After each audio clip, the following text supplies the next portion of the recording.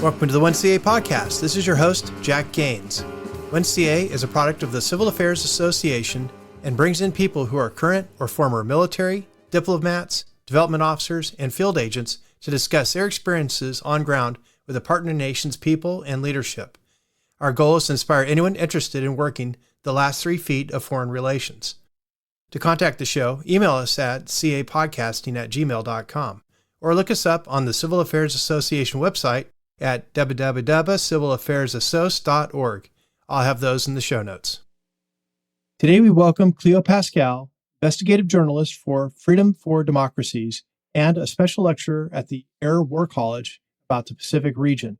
Cleo came in today to discuss the PRC's efforts to infiltrate Guam and the regional islands around it to undermine U.S. relationships with those communities, the threat it creates to national security, and how we need to respond. So let's get started.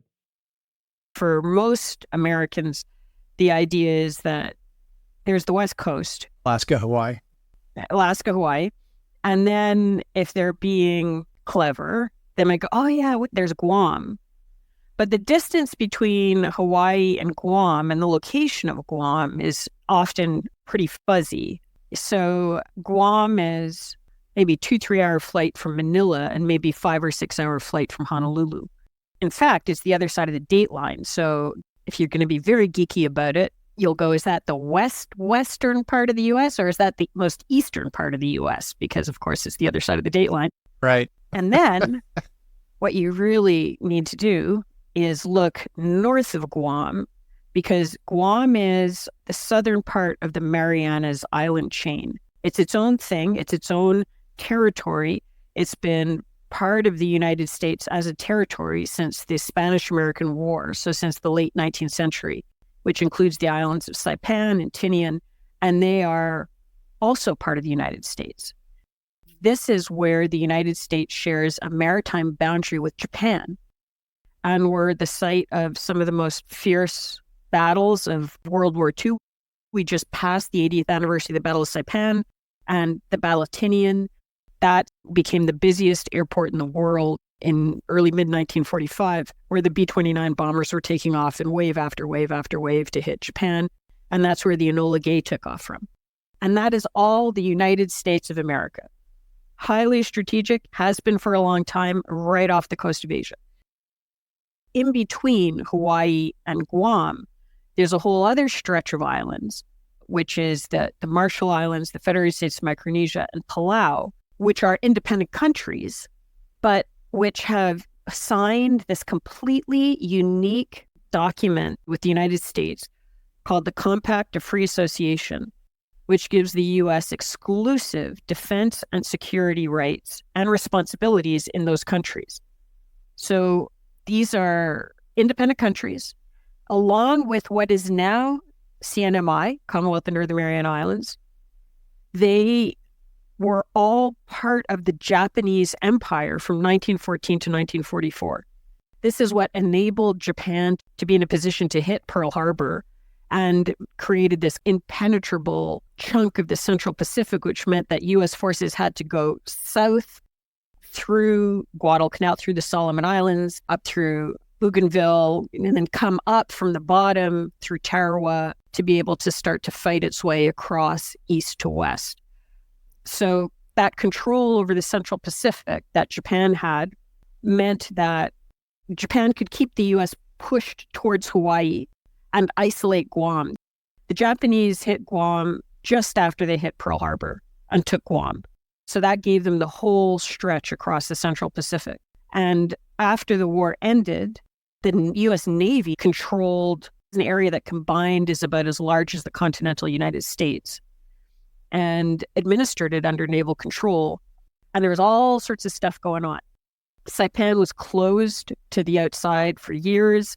On the record, the Naval Technical Training Unit, I think, was the cover for it, but it was the CIA basically was running operations in Saipan to train a few Tibetans, but more Taiwanese that were supposed to be sent in to mainland China with disastrous results. The Marshall Islands were nuked 67 times in various nuclear tests. This was kind of an active zone for testing, training, very highly strategically important. And there was a real understanding in DC because you had people in Congress who had fought in the Pacific Theater, who knew people who died in these islands, who didn't want that to happen again. The U.S. strategic community knew how important control over this area was to keep the threat contained to the Asian coast. Sure. But some of that information has now been lost, and the Chinese are all over the place. That assumption that the U.S. can safely get across the Central Pacific to get to its treaty allies and to get to Guam and to get to the bases in Japan and South Korea is now being questioned. Is it for U.S. defense officials or is it strategy watchers in the region? Indo-PACOM is starting to get very concerned. And definitely the leadership in Guam and the Commonwealth of Northern Marianas is starting to say, we've got some serious problems here and we need help. And especially currently the governor of Commonwealth of Northern Marianas is saying, we're seeing Chinese activity that is very disconcerting and Right. we need help. It just, in my mind, I see a lot of water and a few dots of islands reaching back and forth. It's hard to imagine it as a territory. Yeah. And what you said is if you put your logistics hat on, a lot of water and a few islands become really important. So the less land and the more water, the more important that land is. Yeah. Do you want to talk about what it is that's concerning them about the PRC's activities? So the Commonwealth of Northern Marianas, which the acronym is CNMI, joined the United States. But when it joined, it kept control over certain aspects of immigration and labor because its economy is so different than the rest of the U.S. Some may remember the issues it had with the garment factories, for example. Early on, Chinese interests had set up garment factories there with some pretty horrific labor conditions. But because it was part of the U.S., they could put the Made in the USA label on it. From the beginning, the Chinese were eyeing CNMI loopholes to figure out how they could use it to gain advantages in the U.S. When China was allowed to enter the World Trade Organization, the value of that disappeared.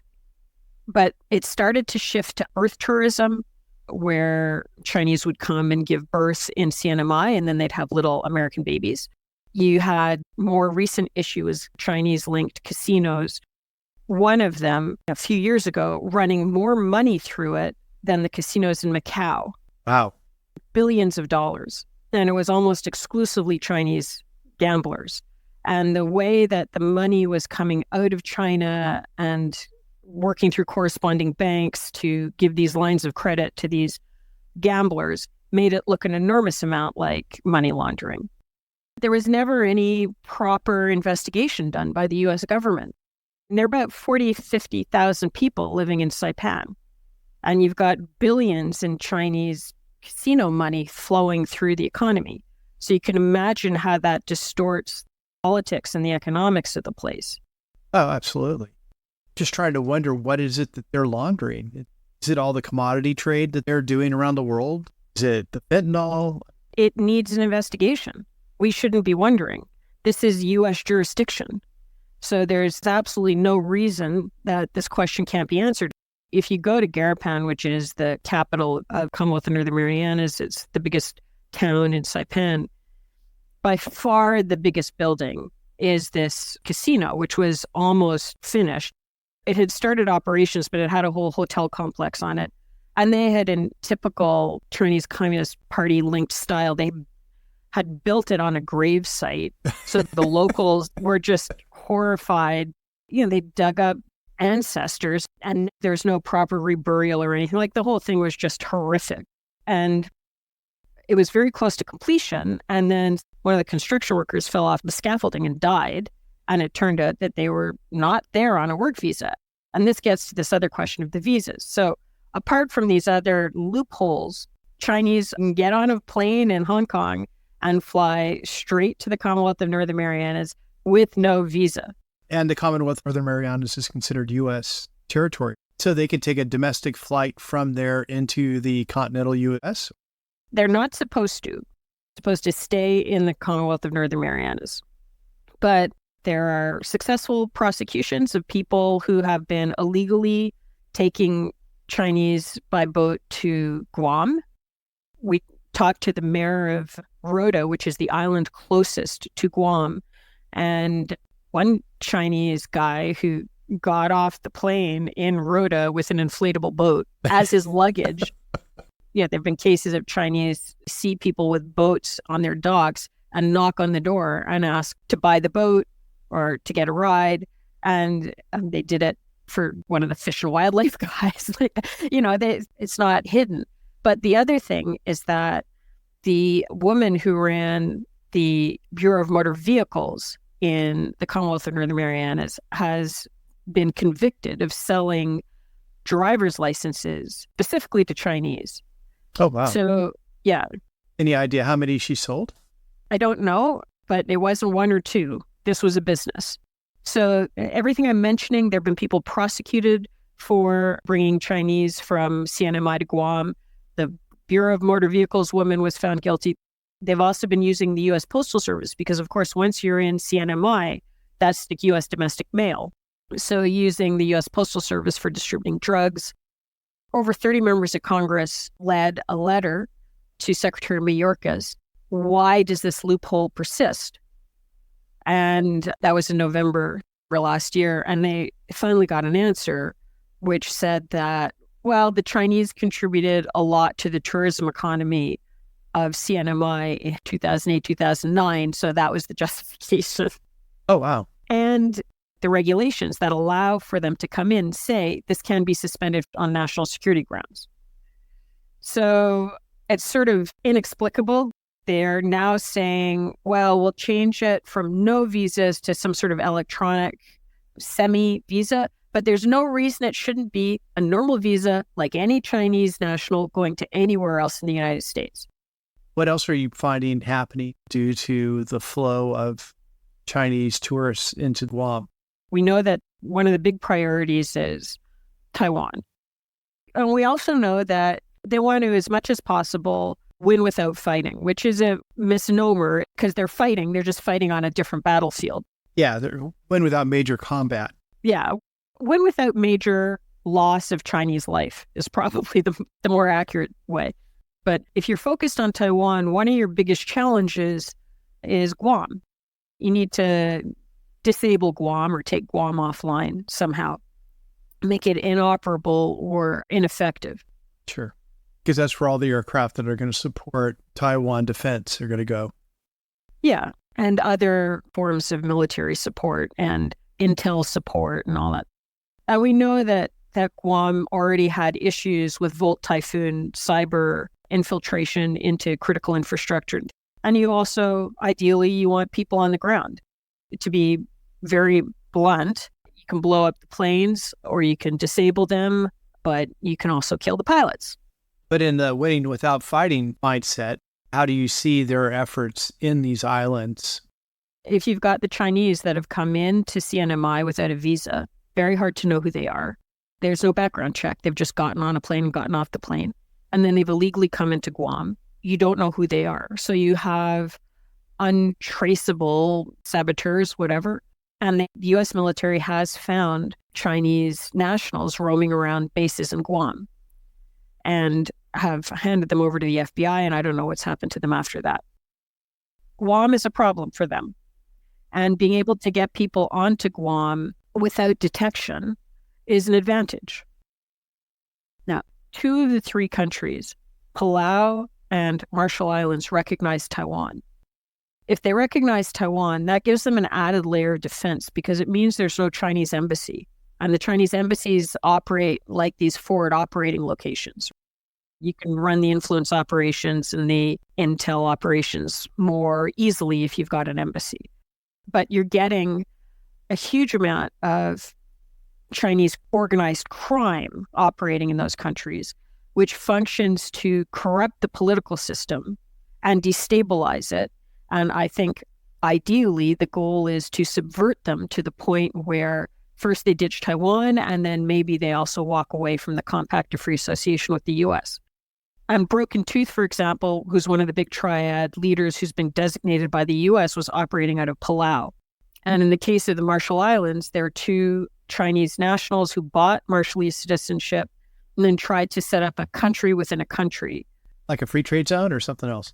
Yeah, it's kind of like a free trade plus, where it would have its own control over immigration and customs. They were calling it Hong Kong. Oh. Yeah. It was on Rongelap Atoll, which is an atoll that was irradiated during the bikini tests. And they were saying, we're going to turn this into like a Hong Kong of the Marshall Islands. But basically, they wanted to get this legislation passed that would create this country within a country. And remember, the country itself recognizes Taiwan. So they wanted to create this China-friendly enclave in a country that recognizes Taiwan and that has a critical U.S. military base, Kwajalein. And it came very, very close to happening. I know firsthand that the Attorney General of the Marshall Islands repeatedly asked the FBI for help in getting the information necessary to prosecute not just those two Chinese nationals, but the Marshallese citizens that were being bribed by them. And those two Chinese nationals were brought up on charges in New York because the money that they were bribing the Marshallese officials with was being run through a UN-affiliated NGO based in New York. Oh, wow. Which had linkages to a whole bunch of other countries as well. And it was never brought to trial. The DOJ let them settle. And because they settled, the evidence never became public. So the Attorney General of the Marshall Islands couldn't prosecute them. They were given credit for time served. And after a very short period of time, both of them were deported, these two Chinese, back to the Marshall Islands, with no case files given to the Attorney General of the Marshall Islands. So they were walking around the Marshall Islands free just before the elections. And this is a country that's crucial for U.S. defense and security. So a little bit of help on the corruption files in any of these countries. I mean, the governor of the Commonwealth of Northern Marianas has said, please investigate me. Send Treasury officials. Send a resident district attorney. Go after the corruption in my territory. The Attorney General of the Marshall Islands is saying the same. The Attorney General of Palau is saying, I need lawyers. I want to go after these people. I don't have enough lawyers. So if you're talking about defense and security in the Indo-Pacific and countering the Chinese threat, it's fine to send out Coast Guard cutters, but if you send out a few lawyers and a few investigators, you're going to really have a huge effect that could change lives for the better across the region and reinforce U.S. security. So you need a lawfare task force, attorneys, judges, investigators, prosecutors, law enforcement. Yeah.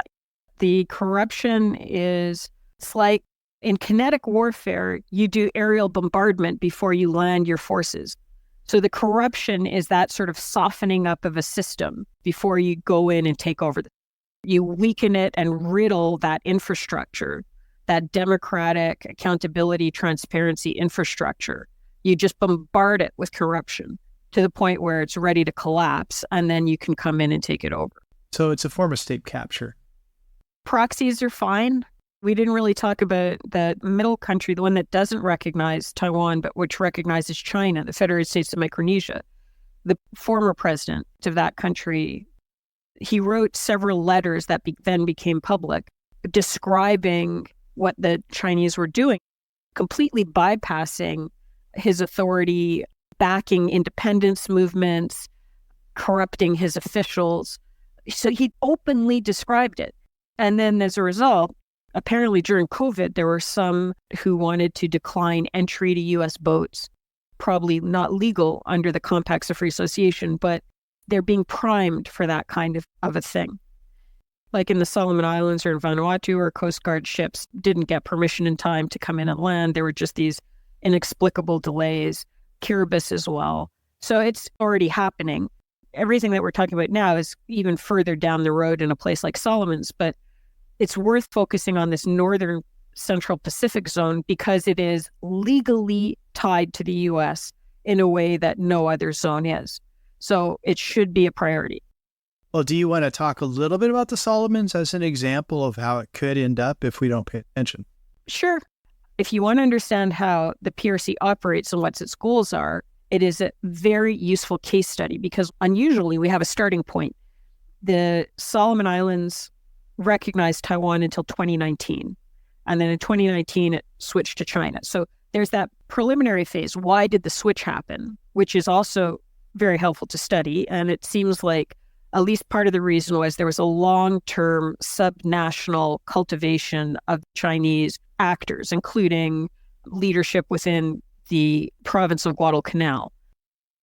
And so they identify potential leaders at an early stage in their career, maybe at a provincial level, and then back them and build them up. And then eventually they end up in the central government and in a position to be proxies for them to make this sort of a big move. So that's kind of the softening up phase.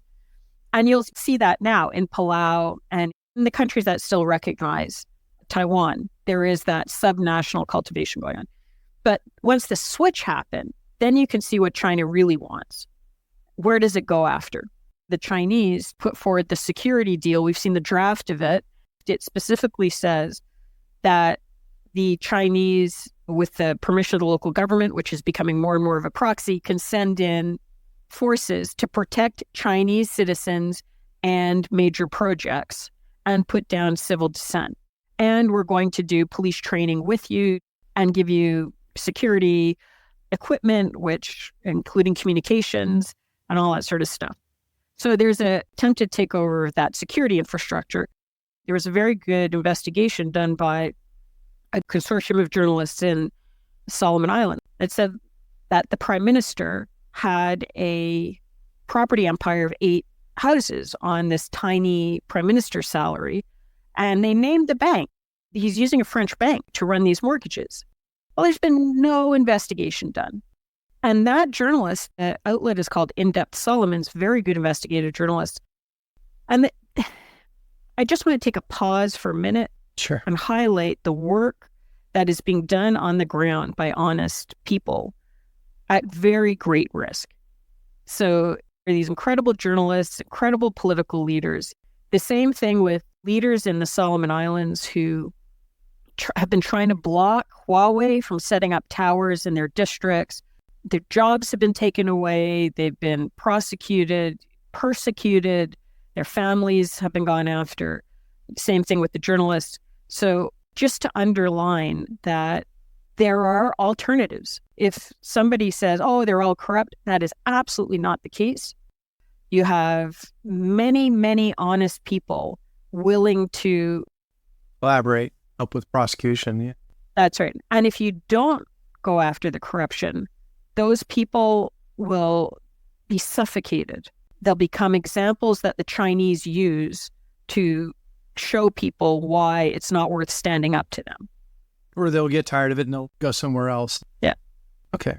And so that's the effect that RC influence has in the regions. Do you see it actually causing CNMI to disassociate from the United States and actually shift over to PRC? Or collapsing Guam support to the U.S.? Because Guam was part of the U.S. since the Spanish-American War, and CNMI is only part of the U.S. since sort of the 70s or 80s, they have very different histories. If you're from CNMI, you've seen empires come and go. Your great-great-grandfather would have spoken probably Spanish. Then your great-grandfather might have spoken German. And then your grandfather probably spoke Japanese. And then your father spoke English. Those waves of colonial influence went through there. So they're very geopolitically sophisticated and can be a little bit cynical. I would imagine so. Yeah. But that last thing, I was speaking to somebody in her 90s for the 80th anniversary of the Battle of Saipan, and she went to school under the Japanese. And she was a 10-year-old hiding in the caves during the Battle of Saipan. You know, when Marines came to her cave and brought her and her family out, they'd been hiding in the caves for weeks. She said it wasn't the starvation, it was the thirst that really got to them. And one of the Marines gave her water from his canteen to drink. and the humanity of the interaction with just some guy from who knows where in the US touched her at a really deep level. And then sort of they went through this process of, I mentioned Saipan was closed, and then there was this Congress of Micronesia, and then they had this vote about whether or not to join the United States. And that was the first time in hundreds of years of colonial history that the people of CNMI were given a choice about their own future. And the word she kept using when she talked about the relationship with the United States was this gift of freedom. When the Japanese were in Saipan, the hierarchy was the Japanese were first, then came the Okinawans and Koreans, and then came the Chamorros and the Carolinians. And the relationship with the U.S. was just totally different. This is the first time that they were given a choice. And especially the older generation remembers that. So they're not going to leave the U.S., but Guam is different because there's been an anti-colonial movement in Guam for a long time. Right. And some of it is legitimate. But it's also fermented where they can. Yeah. And so what the Chinese are very good at is taking a real problem, exacerbating it, and giving you the wrong solution. I interviewed the governor of Guam, and she said when the Japanese were beheading people in Guam, they were raping people, they were committing horrific massacres. And she said, look, given the geography of Guam, this is our reality. This is where we are. And I would prefer to be under the U.S. military than the Chinese military. Okay. Basically. But that's not where the Chinese entry points are. The Chinese entry points are through this corruption and the economic things. And I think that it's Guam and CNMI are much more valuable to China attached to the U.S. as a kind of catheter through which they can attach venom that goes into the system, directly into the veins of the U.S. Like you were saying, mailing drugs through the post office, getting driver's licenses, and probably taking flights in without having to worry about identification. We happen to have excellent, honest governors in both Guam and CNMI at the moment. But there's a lot of money arrayed against them so that they're not in place the next time around. The other component to it is you get these windows of opportunity for investigation when you have somebody honest in power, like the current governor in Commonwealth of Northern Marianas. He says, come investigate me. There should be a rapid response corruption investigation team when they've got that little window to come in before he gets voted out. Before the corrupt elements get their way, to just look at everything. Look at the casino. Look at, the visa issue. Currently, they're trying to pressure the governor to lobby direct flights from mainland China into CNMI with people with no visas. What the governor is saying is relying on the Chinese tourism sector is not a good idea. What happened in Palau was the Chinese built up the Palau tourism sector and then pulled it all out to try to put pressure on the Palau government to make them abandon Taiwan. So what he's saying is the Chinese tourism sector comes with political leverage, and if something happens with China anyway, the U.S. government could block that tourism. So he's holding the line, but the pressure is growing. So without this rapid response corruption investigation team, you can just see all of these tentacles expanding and making it more and more difficult for accountability, transparency, and the survival of U.S. strategic interests in a critical region of the Indo-Pacific. It's interesting that tourism is ramped up just in time for elections. Yep. Plus the gambling, the drug shipping, everything else is going on with it. Send in the lawyers. I never thought I'd get to the point in my life where it's like, oh, lawyers are the solution. But sometimes lawyers are the solution. Yep. Thanks for listening. If you get a chance, please like and subscribe and rate the show on your favorite podcast platform. Also, if you're interested in coming on the show or hosting an episode, email us at capodcasting@gmail.com. I'll have the email and CA Association website in the show notes.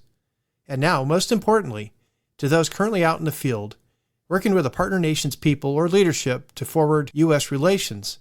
Thank you all for what you're doing. This is Jack, your host. Stay tuned for more great episodes. 1CA Podcast.